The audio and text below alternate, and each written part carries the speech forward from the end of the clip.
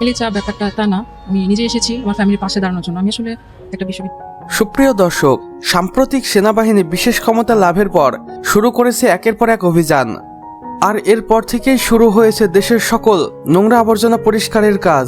সাম্প্রতিক সেনাবাহিনীর একটি যৌথ উদ্যোগে ঢাকার টঙ্গী এলাকায় একটি আবাসিক হোটেলে রেড করে তারা, এবং সেখান থেকে বের হয়ে আসতে থাকে একের পর এক চাঞ্চল্যকর তথ্য, বিশেষ করে ইস্পাত নামে দেহ ব্যবসা, এবং সেখান থেকে উদ্ধার হয় বিপুল সংখ্যক মাদক। আর এই অনৈতিক কাজটি করে আসছিল স্থানীয় একটি প্রভাবশালী আওয়ামী লীগ নেতা, যিনি দীর্ঘদিন যাবৎ এই কাজটি করে আসছিল। স্বৈরাচারী সরকার শেখ হাসিনা পতনের পর থেকেই এই সকল হোটেলগুলো সকলের সামনে আসে। এর আগে সেই সকল আওয়ামী লীগ নেতারা কখনোই এই সকল হোটেলে রেড করতে দেয়নি। সরকারের নজরে এসেছিল অনেক আগেই, কিন্তু রাজনৈতিক নেতারা নিজেদের প্রভাব খাটিয়ে তা রক্ষা করেছে এবং চালিয়ে গেছে দিদারসে। সাম্প্রতিক রেড করার পর রাজধানীর টঙ্গীতে অবস্থিত জাভান হোটেল থেকে পাওয়া গেছে শতাধিক নারী এবং কাস্টমার পাওয়া গেছে প্রায় 50-এরও অধিক। এর মধ্যে বিভিন্ন ধাঁচের কাস্টমার ছিল বলে অব্যাহত করেছেন সেনাবাহিনী। সেখানে উল্লেখ রয়েছে এখানে রিক্সা চালক থেকে শুরু করে বড় কর্পোরেট অফিসাররাও ছিল, যারা ইস্পাত নামে দেহ ব্যবসা করছিল। এবং সেই সকল মানুষগুলো এই হোটেলে ধরা পড়েছে যাদের ফ্যামিলি তাদের থেকে অনেক দূরে থাকে এবং তারা শহরে একাই থাকে।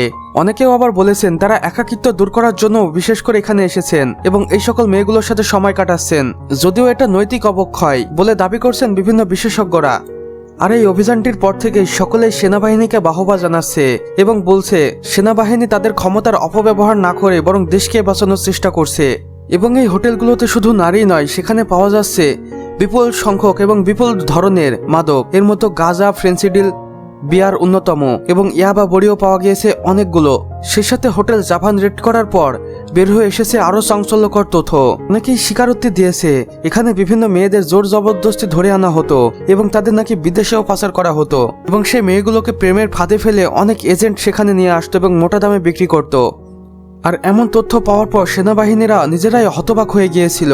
আসলে এখানে এতদিন যাবৎ হচ্ছিলটা কি এবং কতই না অন্যায় অত্যাচার হয়েছে এখানে। এবং সেনাবাহিনীর কর্মকর্তারা দাবি করেছেন এমন আবাসিক হোটেল পুরো শহরে ছড়িয়ে ছিটিয়ে রয়েছে এবং সবগুলোকেই জব্দ করা হবে। প্রিয় দর্শক, আমাদের আজকের ভিডিও এতটুকুই। ভিডিওটি ভালো লাগলে অবশ্যই একটি লাইক করে দিবেন এবং কমেন্ট বক্সে আপনার মূল্যবান মতামত জানাতে ভুলবেন না। আর চ্যানেলে নতুন হয়ে থাকলে অবশ্যই সাবস্ক্রাইব করে পাশের বেল আইকনটিতে ক্লিক করে দিন। সম্পূর্ণ ভিডিও দেখার জন্য আপনাকে অসংখ্য ধন্যবাদ।